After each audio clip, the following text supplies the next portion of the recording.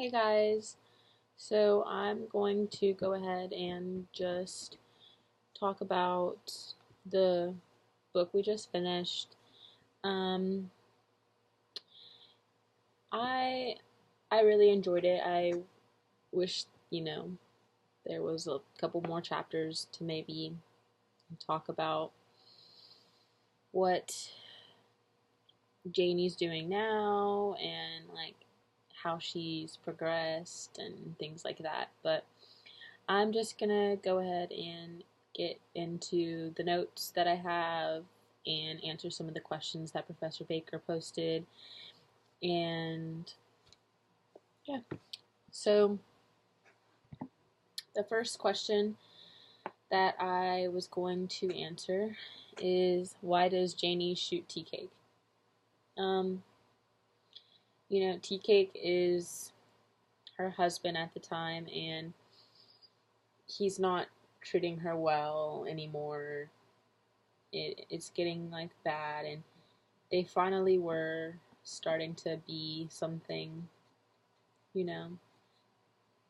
And they they were finally starting, like she was finally starting to feel as if maybe they were connecting in a way. And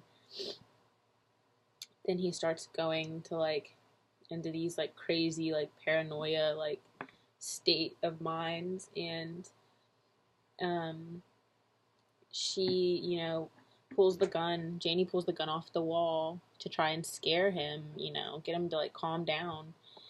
And it was a matter of her life or his. He was threatening her life. He was like, shooting at her, so she had to shoot at him. She shot and killed him before he could kill her. And there was a part in the book where Janie said Tea Cake was gone. So it's just like he's gone. She actually killed him. It's kind of crazy to think that like she actually did that, but you have to take into consideration like it was either her life or his life. Like one of them was gonna die that day. Um, and going off of that, the question about how Tea Cake's death was foreshadowed in the book, I I could see the foreshadowing because earlier in the story, towards the end, but like earlier before she killed him, Tea Cake was deciding to teach Janie how to shoot a gun, and this foreshadows like a future use for Janie using the gun, like how she knows how to shoot it now, him teaching her. And the fact that he's the one that's teaching her, um, the fact that he's teaching her makes the plot, kind of ironic, because then, like, if I feel that if she didn't end up using, like, the gun on him, adding that into the book was kind of pointless. Like, adding the fact that Tea Cake is the one that showed her how to use a gun was kind of pointless. So I do feel like that was, like, a big foreshadow. Um, it started with one day, Tea Cake, he said, tell you what, Janie, let's buy us some shooting tools. And then after that, he decides to teach her some basics about it. Then in the book, it said, hang on, I don't have the page numbers, so I'm trying to like, the quote was, every day they were practicing, Tea Cake made her shoot at little things just to give her a good aim. Tea Cake was really like training her and really showing her how to use this gun in the book. And so, like I said just a few minutes, like a little bit ago, like if she were to shoot anybody else, if it wasn't Tea Cake that she was going to shoot, it would really be pointless talking about why Tea Cake was showing her how to shoot. So, like, I really just kind of made that connection in my head, and I was like, oh, like, I really think, that I didn't know for sure, but, like, just like a little bad feeling about it. And once, you know, in the end, when Tea Cake gets killed by Janie, it just kind of pieces together, and that's, you know, foreshadowing. Um,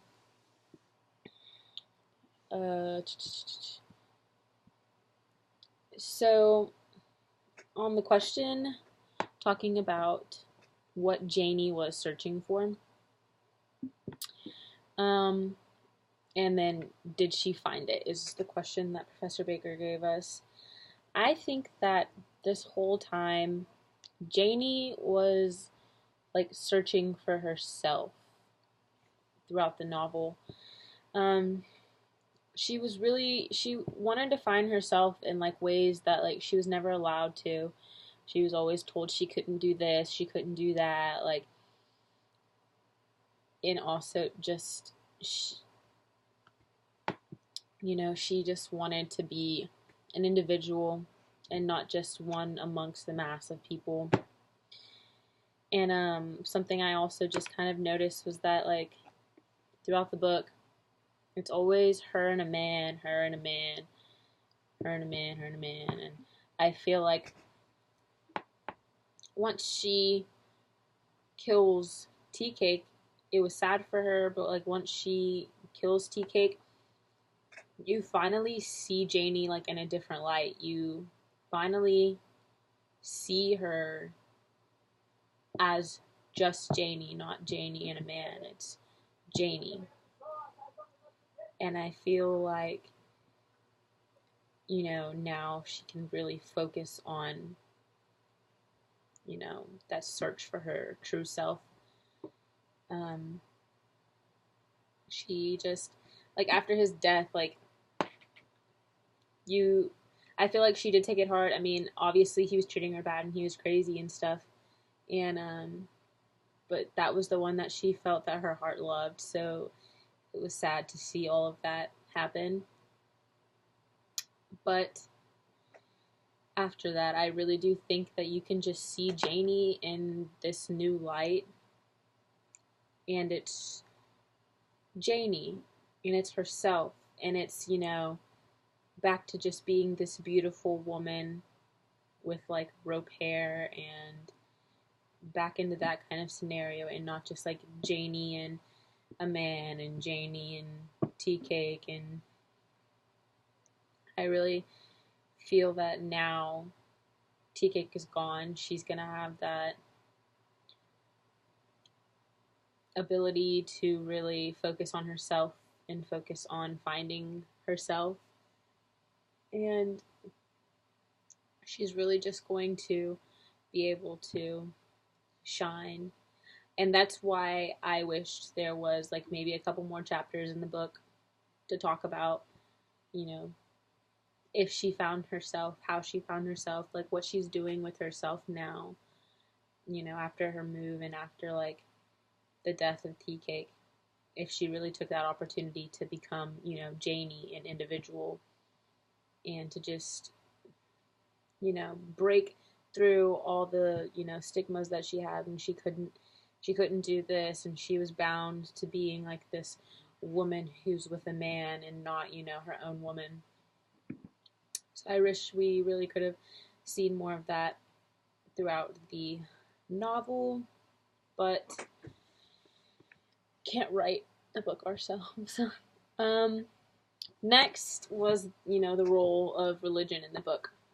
In my last video, I was saying that I really couldn't find the religion, like symbols or whatever they were in the book. I couldn't really find them, but now that I've gotten to see like other people's takes on other people's takes on the novel, and I went online and even made sure that I fully understood everything and read through, you know, the chapters, and I do now see that God plays a big role in this novel, but not in the way that I was like looking for, I guess. Which is probably why I didn't really get it the first time. I didn't really understand how God was represented in this novel, but now I understand he's not like the normal like Christian God that like we are thinking of. Um, it's more of like a mystical kind of, I don't know, like he was represented through like the sun in the sky, in the sea, in the horizon, and just like other aspects of like this natural world that was just, beautiful, and he was represented through things like that. And now I see it, and hopefully that's like the right representation that I got from it. But like now I can just really see that he was actually being represented by,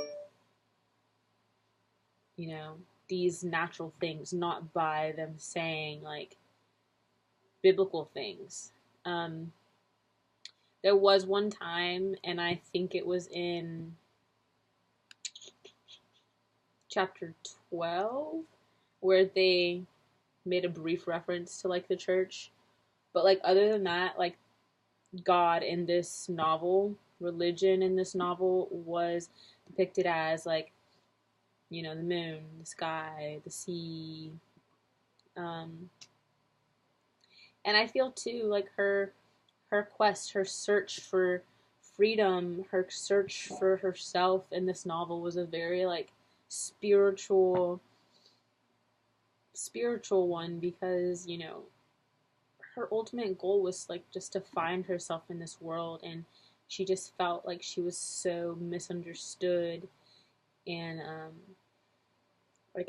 it really makes me feel like like bad for her, because she just wants to be understood, and she wants to be able to understand who she is, and she just wants to be at peace with the environment and with everything.